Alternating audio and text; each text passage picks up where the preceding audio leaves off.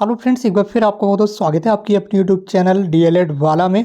और UP DElEd second semester की पीबीक्यू series को एक कदम और आगे बढ़ाते हुए आज हम आपके लेकर आज हाजिर हैं यहाँ पर द्वितीय सेमेस्टर 2022 के प्रारंभिक शिक्षा के नवीन प्रयास के इस पेपर को, जो कि 50 अंक का टोटल पेपर रहता है। 2 घंटे का इसमें समय होता है आपका। सबसे पहले आपको पता ही है, हम यहाँ पर ऑब्जेक्टिव क्वेश्चन की सीरीज अभी आपके लिए चला रहे हैं। इसके बाद आपके जो very short answer type question रहते हैं, यानी कि अति लघु उत्तरीय प्रश्न रहते हैं, वो भी आपको इसी चैनल पर सॉल्व करा दिए जाएंगे। अगर अभी तक आपने प्रीवियस क्लासेस को अटेंड नहीं किया तो सभी सब्जेक्ट की अलग अलग सब्जेक्ट वाइज प्लेलिस्ट बना दी गई है, आप चैनल पर जाकर देख सकते होंगे। सभी सब्जेक्ट की अलग अलग प्लेलिस्ट आपके लिए उपलब्ध है। सभी previous year question paper solve कराए जा रहे हैं। अभी ये 2022 के चल रहे हैं। इससे पुराने, इससे पहले के सारे क्वेश्चन पेपर आपको सॉल्व करा दिए गए। तुरंत चैनल पर विजिट करके आप चेक कीजिए, सारी सब्जेक्ट की प्लेलिस्ट आपको मिल जाएगी। सबसे पहला प्रश्न आज की इस क्लास का आपके सामने स्क्रीन पर है। प्रश्न संख्या 1, जिसमें आपसे ये पूछा गया है कि राज्य को 6 से 14 वर्ष के सभी बच्चों को निःशुल्क और अनिवार्य, ठीक है, शिक्षा का जो अधिकार है वो भारतीय संविधान के किस अनुच्छेद से प्राप्त है। ठीक है, यानी कि राज्य को 6 से 14 वर्ष के जो बच्चे हैं उन सभी बच्चों को, ठीक है, चाहे वो किसी भी जाति धर्म से बिलोंग करते हो, इससे कोई मतलब नहीं होता है। सभी बच्चों को जिनकी उम्र 6 से 14 वर्ष तक है उनको फ्री और शिक्षा जो है वो जरूर देना है, फ्री देना है।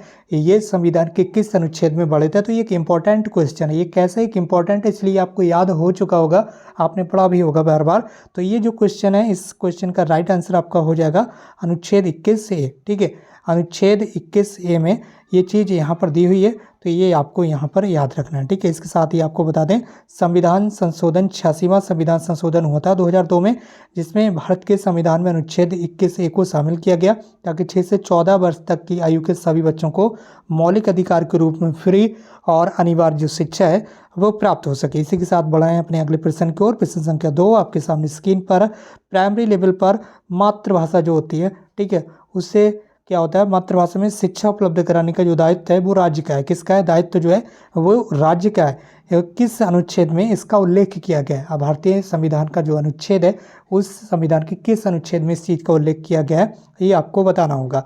तो इसका जो उल्लेख है वो अनुच्छेद 350A में किया गया, ये आपको याद रखना। प्राथमिक स्तर पर मातृभाषा में, ठीक है, जो बच्चे की मातृभाषा होती है, प्राइमरी लेवल के बच्चे होते हैं, उनकी जो मातृभाषा होती है उस लैंग्वेज में बच्चे को एजुकेशन यानी कि जो शिक्षा है वो उपलब्ध कराना है।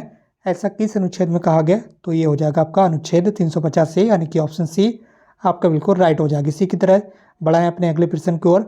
और प्रश्न संख्या आपका 3 आपके सामने स्क्रीन पर है और आपको बताना है, इसमें आपको ये बताना है कि बाल अधिकार का जो प्रस्ताव है वो किसके द्वारा पारित किया गया? क्या यूनेस्को के द्वारा पारित किया गया? क्या संयुक्त राष्ट्र संघ के द्वारा पारित किया गया? क्या इंडियन गवर्नमेंट के द्वारा पारित किया गया? क्या उत्तर प्रदेश सरकार के द्वारा पारित किया गया? तो बाल अधिकार का जो प्रस्ताव है वो उसका राइट आंसर आपका हो जाएगा संयुक्त राष्ट्र संघ, यानी कि UNO के द्वारा संयुक्त राष्ट्र संघ का जो प्रस्ताव है वो पारित किया गया। ये आपको यहाँ पर याद रखना है। ठीक है, चलिए बढ़ रहे हैं अपने अगले प्रश्न को। प्रश्न संख्या 4 आपके सामने स्क्रीन पर, फटाफट आप इसका आंसर करेंगे।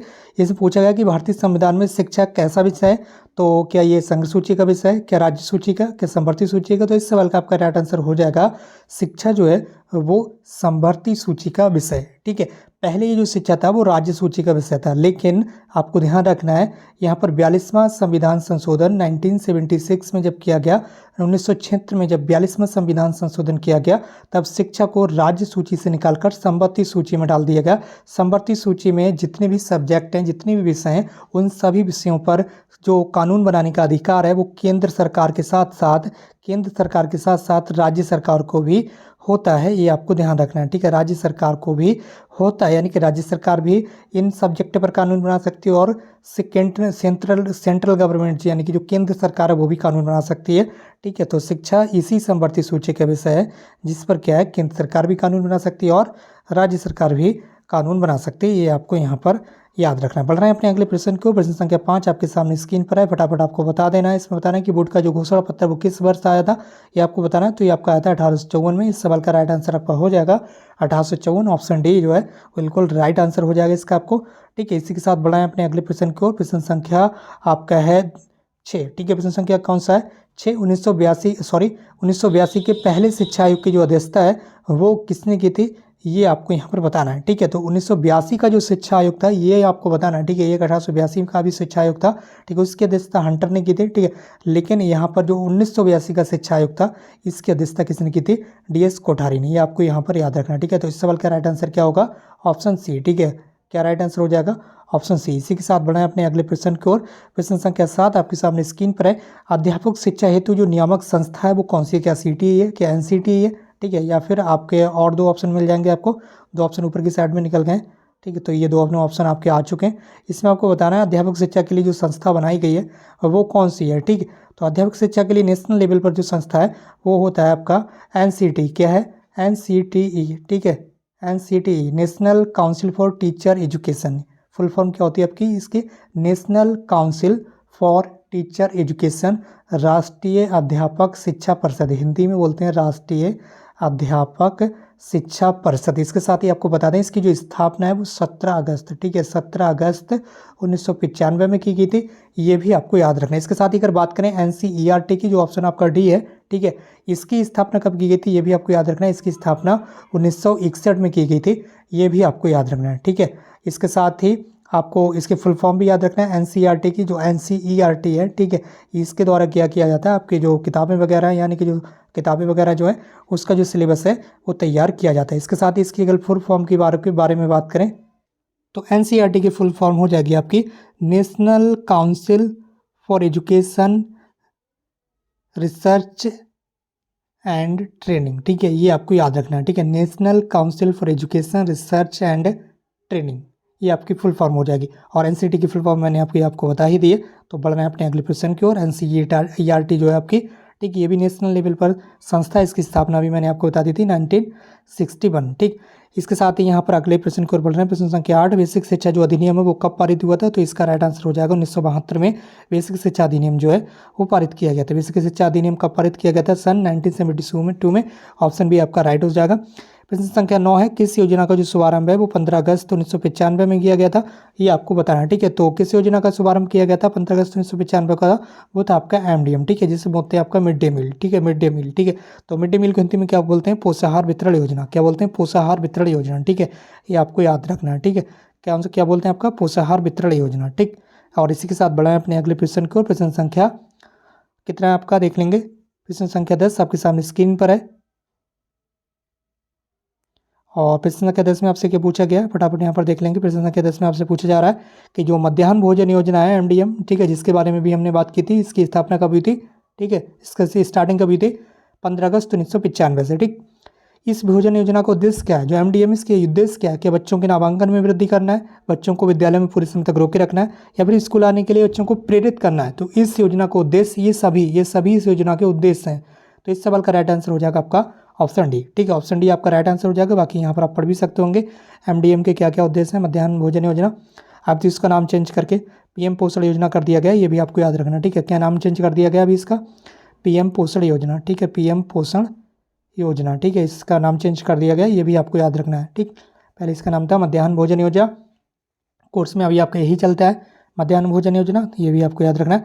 इसके साथ बढ़ाएं अपने अगले प्रश्न को। प्रश्न संख्या आपका है 11। प्रश्न संख्या 11 में आपसे क्या पूछा गया है? सभी को शिक्षा उपलब्ध कराने से संबंधित क्या है? क्या ऑपरेशन ब्लैक बोर्ड है, क्या नवोदय विद्यालय, क्या जिला शिक्षा में विशिष्ट संस्थान है, या उपयुक्त सभी हैं? तो ऑपरेशन ब्लैक बोर्ड की स्थापना कब की गई थी? 1987 में। ठीक है, 1986 में ही इसका क्रियान्वयन किया गया था। 1987 से इसकी स्टार्टिंग कर दी गई थी। ठीक है, नई शिक्षा नीति में इसका प्रावधान किया गया था और 1987 से स्टार्ट किया गया। ठीक, और यहाँ पर इस सवाल का आपका राइट आंसर क्या होगा देख लेते हैं फटाफट। इस सवाल का राइट आंसर हो जाएगा सभी को शिक्षा उपलब्ध कराने का। यहाँ जो संबंधित है इससे सभी संबंधित है। ठीक है, सभी चीज़ें संबंधित है, जैसे कि ऑपरेशन ब्लैक बोर्ड सभी को शिक्षा उपलब्ध कराने का पूरी तरह से अधिकार देता है। नवोदय विद्यालय में भी सभी के लिए शिक्षा उपलब्ध कराई जाती है।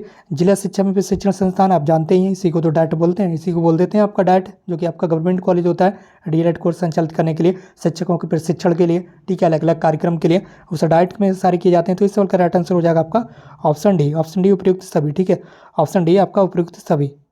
तो दोस्तों अगला प्रश्न आपके सामने स्क्रीन पर है, जिसमें आपसे पूछा जा रहा है कि कस्तूरबा गांधी विद्यालय योजना का क्षेत्र क्या है? ठीक है, इसे क्या बोला जाता है? कस्तूरबा गांधी बालिका विद्यालय योजना, ठीक है, कस्तूरबा गांधी बालिका विद्यालय योजना, ठीक है, इसकी स्टार्टिंग कब से की गई थी? सन 2004 से, ये भी आपको याद रखना है। और इन स्कूल्स में जो यहाँ पर पिछड़े जाति की जो बालिकाएं होती हैं या फिर SC ST वर्ग की जो बालिकाएं होती हैं, ठीक है, उनको इन स्कूल्स में एडमिशन दिया जाता है। और इसमें जो पढ़ाई होती है वो 6 to 8 क्लास तक कराई जाती है, ये भी आपको याद रखना है। और इसमें बालिकाओं की जो एज होती है वो भी 11 से 14 वर्ष तक की बालिकाओं को 6 to 8 क्लास में जो है वो यहाँ पर एडमिशन लिया जाता है, यानी कि अपर प्राइमरी क्लास में ये जो क्लासेस हैं वो चलती हैं अपर प्राइमरी स्कूल्स में, ठीक है, ये भी आपको याद रखना, ठीक है। तो 6 से 14 वर्ष तक के 11 से 14 वर्ष, ठीक है, 11 से 14 वर्ष तक की बालिकाओं को कस्तूरबा गांधी बालिका विद्यालय योजनाओं के अंतर्गत यहाँ पर जो स्कूल्स हैं वो संचालित किए जाते हैं, जिसमें 11 से 14 वर्ष तक की बालिकाओं को शिक्षा उपलब्ध कराई जाती है। और ये पूरी तरह से आवासीय होते हैं, ठीक है, आवासीय होते हैं, भी आपको याद रखना है। और इनकी जो स्थापना थी वो 2004 से इस योजना की स्टार्टिंग की गई, ये भी आपको याद रखना है। और 6 to 8 क्लास की बालिकाओं को इसमें शिक्षा जो है वो दी जाती है। और ये ग्रामीण क्षेत्र से बिलोंग करती हैं, ये आपको याद रखना, कौन से क्षेत्र से? ग्रामीण, ठीक है, ठीक, ये आप याद रखना है आपको। अगला प्रश्न आपके सामने स्क्रीन पर है, प्रश्न संख्या 13, आपसे क्या पूछा जा रहा है? BEP क्या है? BEP बेसिक शिक्षा परियोजना, जिला प्राथमिक शिक्षा कार्यक्रम, विद्यालय शिक्षा की तैयारी कार्यक्रम, ठीक है। तो इस सवाल का आपका राइट आंसर हो जाएगा ऑप्शन ए, ठीक है, क्या हो जाएगा? ऑप्शन ए, ठीक है, बेसिक एजुकेशन प्रोग्राम, ठीक है, बेसिक एजुकेशन प्रोग्राम, बेसिक शिक्षा परियोजना इसे बोल देते हैं आपका, ठीक है। तो इस सवाल का राइट आंसर क्या हो जाएगा? BEP की फुल फॉर्म क्या है? बेसिक शिक्षा परियोजना, ठीक। तो यहाँ पर आप देख भी पा रहे होंगे इसका राइट आंसर आ चुका है। बेसिक शिक्षा परियोजना का संचालन राज्य सरकार के द्वारा किया गया। योजना 14 वर्ष तक के सभी बालकों को अनिवार्य शिक्षा प्रदान करने के लिए आयोजित की गई। अगला प्रश्न आपके सामने स्क्रीन पर, शिमला में जो शिक्षा सम्मेलन 1901 में आयोजित किया गया था, ठीक है, वो किसने किया था? ये भी आपको बता देना है यहाँ पर, तो फटाफट देख लेंगे। इसके 4 ऑप्शन आपके लॉर्ड ऑकलैंड के द्वारा, लॉर्ड रिपन के द्वारा, लॉर्ड कर्जन के द्वारा, लॉर्ड विलियम बेंटिक के द्वारा। तो इस सवाल का आपका राइट आंसर हो जाएगा लॉर्ड कर्जन, ठीक है, किसके द्वारा?